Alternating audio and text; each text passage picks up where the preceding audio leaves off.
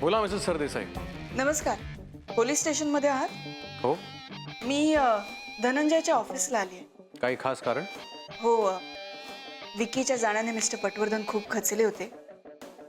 मग अशा अवस्थेत त्यांना ऑफिसला येणं पॉसिबल नव्हतं. मग मीच म्हटलं मी जाऊन येते. ओके. पण बरं झालं मी इथे आले. का काय झालं? मिस्टर अजय, तुम्ही मला धनंजयच्या विल बद्दल विचारलं होतं ना? हो. धनंजयने विल बद्दल मला कधी सांगितलं नव्हतं आणि मीही कधी विचारलं नव्हतं. पण आज माझ्या हातात ते विल लागलंय. काय? हो, त्याच्या केबिन मध्येच सापडलं मला. ते विल कोणाच्या नावावर आहे? मी तुम्हाला म्हटलं होतं ना, धनंजयचं खूप प्रेम आहे माझ्यावर. मी कधीच काही मागितलं नाही, कधीच कुठली अपेक्षा ठेवली नाही. पण तरीही त्यांनी माझं नाव टाकलंय विलवर.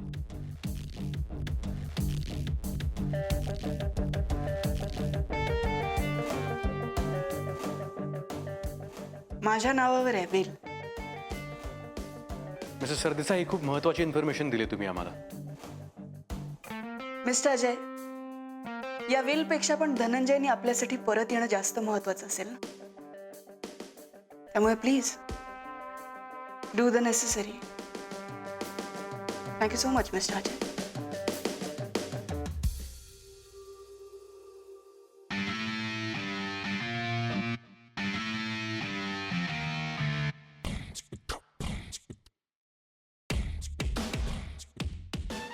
Dhananjay,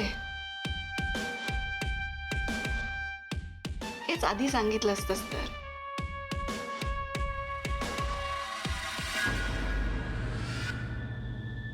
call me tomorrow.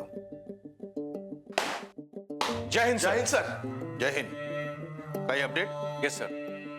Sir, Dhananjay सरदेसाईंच्या नाहीसं होण्यामागे प्रॉपर्टीचं कारण असू शकतं असा आपला अंदाज होता. करेक्ट. त्या संदर्भात काही तपास झाला? सर, तपास सुरूच आहे. पण आताच राणी सरदेसाईंचा कॉल आला होता. ते धनंजय सरदेसाईंच्या ऑफिसमध्ये गेले. त्यांना ऑफिसला जायचं काय कारण? सर, विकी गेल्यामुळे मिस्टर पटवर्धन खचले आहेत, त्यामुळे राणी सरदेसाई स्वतः ऑफिसला गेले. सर, पण त्यामुळे एक फायदा झालाय सर. कोणता? धनंजय सरदेसाईंचं विल सापडलं आणि हे विल राणी सरदेसाईंच्या नावावर आहे. विल राणी सरदेसाईंच्या नावावर आहे? Yes sir. म्हणजे प्रॉपर्टीसाठी राणी सरदेसाई काही करतील हे होऊच शकत नाही. म्हणजे त्यांच्यावर संशय जाऊच शकत नाही. सर, धनंजय सरदेसाईंची प्रॉपर्टी दुसऱ्या कोणाच्या तरी नावावर असू शकेल तर ती त्यांची बहीण मीरा सरदेसाई यांच्या. आणि हो, मीरा सरदेसाईंच्या सोबत धनंजय सरदेसाईंच्या पहिल्या मिसेस गायत्री सरदेसाई देखील असतात. त्या दोघींचं पटवर्धनांशी विल संदर्भात बोलणं देखील झालं होतं. गुड. मी म्हणे आल्याबरोबर केसचा स्टडी केलेला दिसतोय. Yes sir.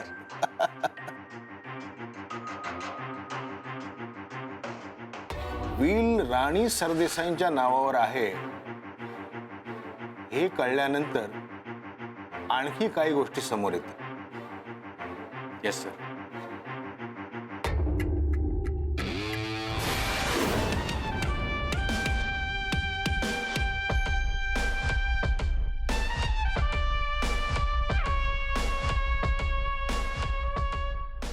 Mrs Sane, cabin मध्ये या प्लीज.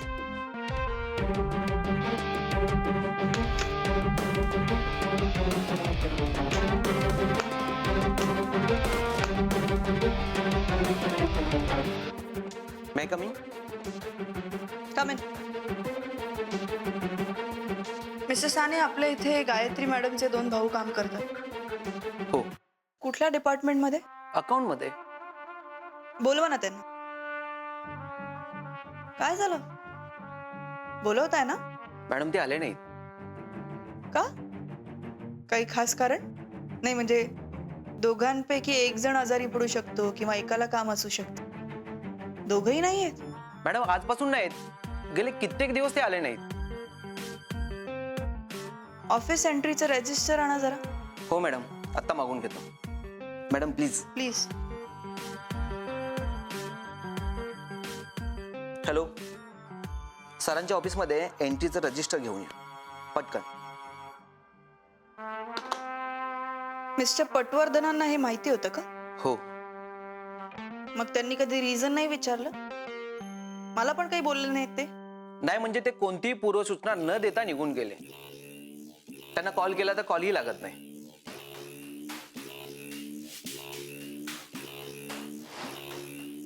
हे घ्या.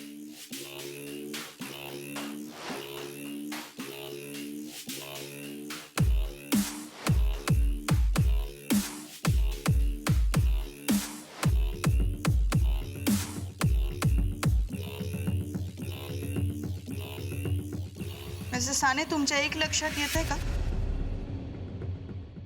धनंजय नाहीसा झालाय त्या दिवशीपासून हे दोघही नाही आहेत.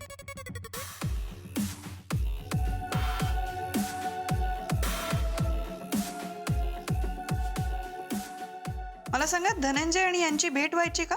फार काही भेटणं व्हायचं नाही, पण अकाउंट संदर्भात काही काम असेल तर.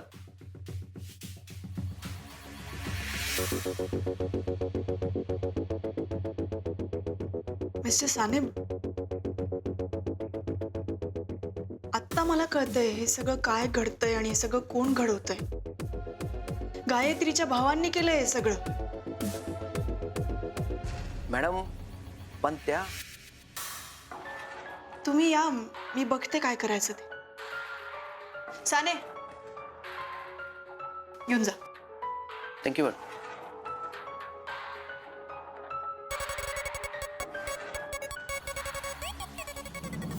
अजय, पटवर्धनांना व्हील बद्दल काही माहिती आहे का? सर, आम्ही त्यांची चौकशी केली तेव्हा त्यांना व्हील संदर्भात काहीच माहीत नव्हतं असं ते म्हणाले. आणि ज्या अर्थी त्यांनी मीरा सरदेसाईंना सुद्धा व्हील संदर्भात काही सांगितलं नाही, त्या अर्थी त्यांना ह्या बाबतीत काहीच कल्पना नसावी. मी म्हणे व्हील पेपरच्या कॉपीज मागवून घ्या. Yes sir.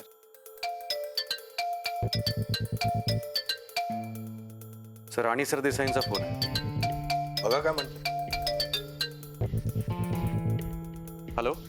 सॉरी, मी तुम्हाला सारखं सारखं डिस्टर्ब करते. नो, इट्स ओके, बोला.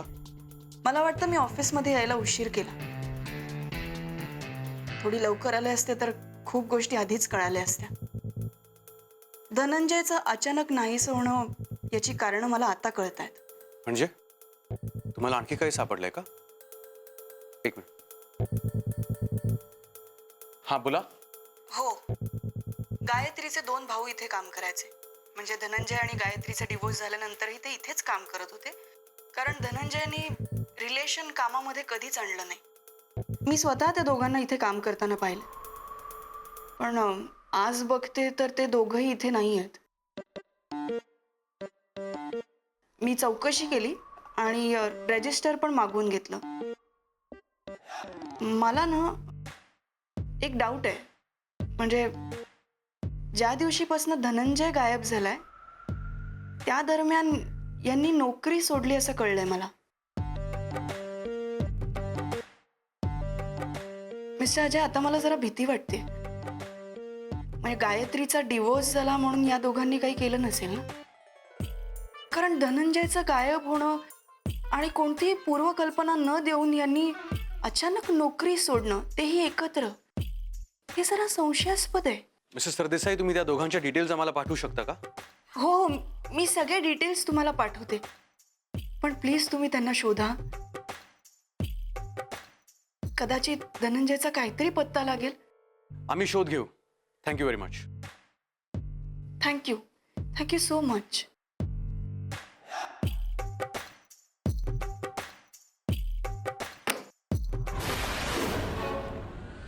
डिवोर्स झाला असतानाही गायत्री सरदेसाईंनी या प्रकरणामध्ये मीरा सरदेसाईंबरोबर इन्व्हॉल्व होणं आणि त्या 2 भावांचा अचानक नोकरी सोडणं, म्हणजे गायत्री सरदेसाईंचा धनंजय सरदेसाई बेपत्ता होण्याशी काहीतरी संबंध असू शकतो.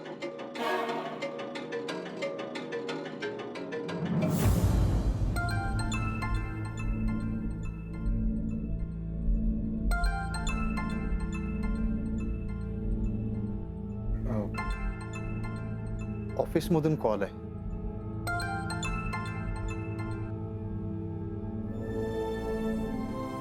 हां, बोला साने. सर, राणी मॅडम इथे आल्या आहेत. हो, मी तुम्हाला कॉल करून सांगितलं होतं की राणी मॅडम येणार आहेत म्हणून. हो एनी प्रॉब्लेम? सर, थोडं बोलायचं होतं तुमच्याशी, वेळ असेल तर तुम्हाला. हां बोला ना. सर, राणी मॅडम गायत्री मॅडमच्या भावांबद्दल विचारत होत्या. व्हॉट? सर, धनंजय साहेब बेपत्ता झाल्याच्या दिवसापासून गायत्री मॅडमचे दोन्ही भाऊ आपल्या कंपनीमध्ये काम करत नाहीत, म्हणून त्यांना गायत्री मॅडमच्या भावांवर संशय आहे आणि पर्यायाने गायत्री मॅडमवर सुद्धा. ठीक आहे, तुम्ही मला कळवा तिकडे काय होतंय ते.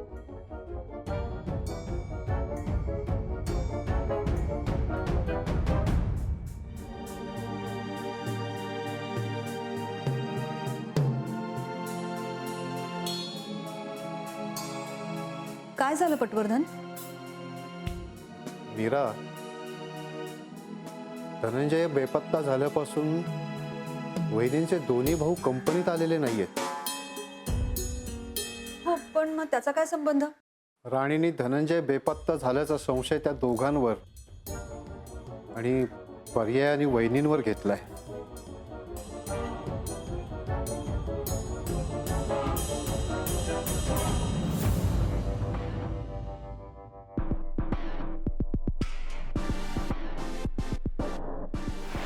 नाही देणार पवारा भेटरने. काय करशील तू?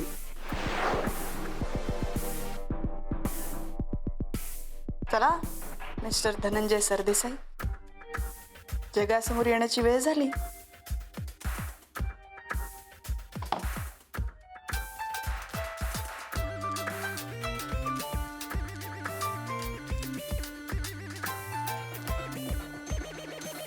बोलो तिवारी. मैडम, आप केबिन में ही है ना? हाँ, मैं धनंजय के केबिन में हूँ. क्यों? आपसे बात करनी है. ऊपर मत आना, किसी ने कुछ सुन लिया तो प्रॉब्लम होगी. ऑलरेडी मी ऑफिस मध्ये आली आहे तर सगळे अलर्ट झाले. क्या हुआ? लेकिन मैडम, फोन पर. तिवारी, क्या हुआ है? मैडम, मीरा मैडम और गायत्री मैडम पटवर्धन साहब के पास गई हैं. मला माहिती आहे त्या दोघी तिकडे का गेल्यात. तुम गाडी निकालो. जी मैडम.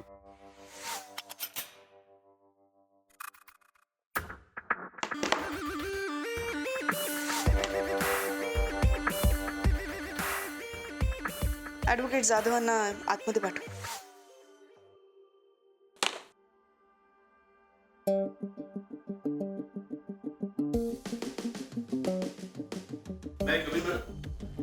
येस. मिस्टर जाधव, मगाशी मी तुम्हाला धनंजयच्या बिलबद्दल विचारलं होतं. मॅडम, मी खरंच सांगतो, सरांच्या बिलविषयी मला काहीच कल्पना नाहीये. हा, त्यांनी जर बाहेरच्या कुठल्या लॉयरकडून करून घेतलं असेल ना तर त्याची इन्फॉर्मेशन मी काढतो मॅडम. हा, त्याची काहीच गरज नाही आता.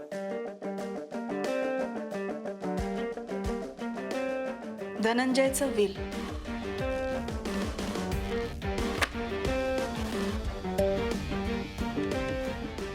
इथेच होतं, याच ऑफिसमध्ये, याच केबिनमध्ये.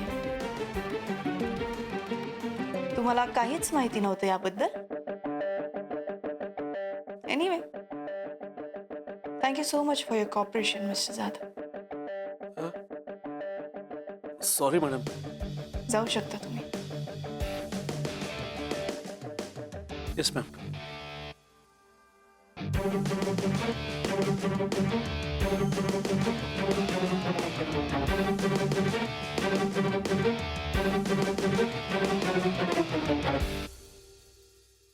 Mrs Sane, yes madam.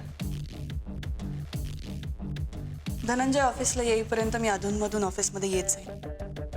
Mister पटवर्धनांना थोडी स्पेस देणं गरजेचं आहे. त्यामुळे जोपर्यंत ते जॉईन करत नाही तोपर्यंत प्लीज मला असंच कोऑपरेट करत राहा. Sure madam. Thank you so much. Thank you. Thank you all. Meera, माझ्या भावांनी काही केलेलं नाही. माझ्या भावांनी खरंच काही केलेलं नाही. काय काय मिळणार आहे त्यांना हे सगळं करून? सांगा ना मला. शांत हो. नाही, कशी शांत राहू? अगं, असं काय करतेस तू? मला काही कळतच नाही काय चाललंय. माझ्या भावांवर संशय आपण बोलू ना ह्याच्याबद्दल. काय बोलणार होतो, पण मला काही सुचत नाही ग. मी एकतर धनंजयच्या जाड्याने अस्वस्थ झाले, माहितीये ना तुला. आणि हे आरोप माझ्यावर, माझ्या भावांवर का? हे बघ गायत्री, अगं राणीने फक्त तुझ्यावर आज संशय घेतलाय. घेऊ दे ना. आपण जर काही केलेलं नसेल तर आपण कशाला घाबरायचं, आपण कशाला मागे फिरायचं? मग काय काय करायचं काय आपण? हे असे आरोप करून घ्यायचे स्वतःवर. हे बघ, आपण काहीही केलं नाही तर त्याचा फायदा राणीलाच होणार आहे, म्हणून आपण काहीतरी करायला हवं. पटवर्धन, तुमच्या येतंय लक्षात राणीने असं अचानक ऑफिसमध्ये जाण्यामागे काय कट येते? ती काही तुम्हाला मदत म्हणून, तुम्हाला बरं वाटावं म्हणून, माणुसकी म्हणून नाही ऑफिसमध्ये गेलेली. ती ऑफिसमध्ये गेली तिच्या फायद्यासाठी. आज तिने गायत्रीवर संशय घेतलाय, उद्या ती तुमच्यावरही संशय घेईल. मीरा मीरा प्लीज प्लीज थांबवा हे सगळं, प्लीज. मला नाही सहन होते. का थांबवायचं? म्हणजे काय राणीच्या विरोधात काहीच करायचं नाही? धनंजय कुठे गेलाय, तो काय करतोय याच्याविषयी काही माहिती नकोय का आपल्याला? हे बघ, आपण शांत बसलो तर त्याचा फायदा राणीलाच होणार आहे, आणि आपण शांत बसलो म्हणजे ती शांत बसेल असंही नाही. उलट आपण शांत बसावं हेच तिला हवंय ना. हो, पण ह्या सगळ्यामध्ये माझे भाऊ विनाकारण अडकले तर? पटवर्धन भाऊजी, तुम्ही ओळखता ना माझ्या भावांना? ओळखता ना? इतकी वर्ष ते कंपनीमध्ये काम करताय.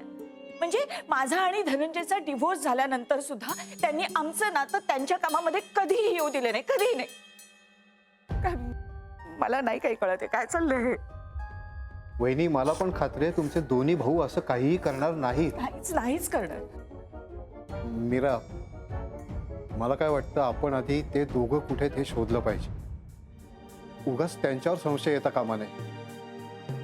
बरोबर आहे. वहिनी, तुम्ही कॉल करून ते दोघं कुठे आहेत ते विचारता? हे घे. हो.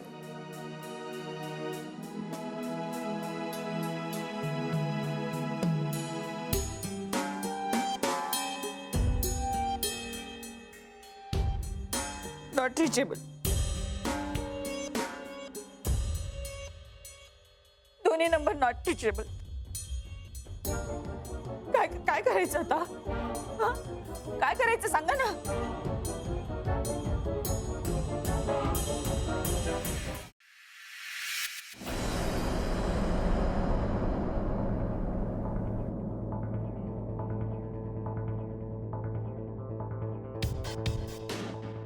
सर, मला वाटतं तावडे साहेबांचा अंदाज करेक्ट आहे. काय आहे की बिल जर राणी सरदेसाईंच्या नावावर असेल तर त्यांच्यावर संशय घेऊन काहीच उपयोगाचं नाही. म्हणजे हे सगळं मीरा सरदेसाई घडवून आणते. मग राणी सरदेसाईंच्या संशयानुसार धनंजय सरदेसाई गुजरात बॉर्डर जवळ असायला पाहिजे होते. ऍटलीस्ट आपल्याला एक क्लू तरी मिळायला पाहिजे होता. पण तिथेही काही सापडलं नाही, कारण आपण तिथे धनंजय सरदेसाईंना शोधत होतो. जिवंत धनंजय सरदेसाई. म्हणजे काय सर? म्हणजे आपण आतापर्यंत असं गृहीत धरून ही केस इन्व्हेस्टिगेट करत होतो की धनंजय सरदेसाई जिवंत आहे. पण धनंजय सरदेसाई जिवंत असण्याचा आतापर्यंत आपल्याला काहीच पुरावा सापडलेला नाहीये, बरोबर? Yes sir. तर मग आता आपण असं गृहीत धरून ही केस इन्व्हेस्टिगेट करूया की धनंजय सरदेसाई जिवंत नाही. सर, म्हणजे मग आपल्याला डेड बॉडी शोधून काढावी लागणार आहे. डेड बॉडीचं लोकेशन, त्याची अवस्था, याच्यावर मग आपल्याला कळेल की नेमकं काय झाले. अगदी बरोबर. पण कुठे असेल डेड बॉडी?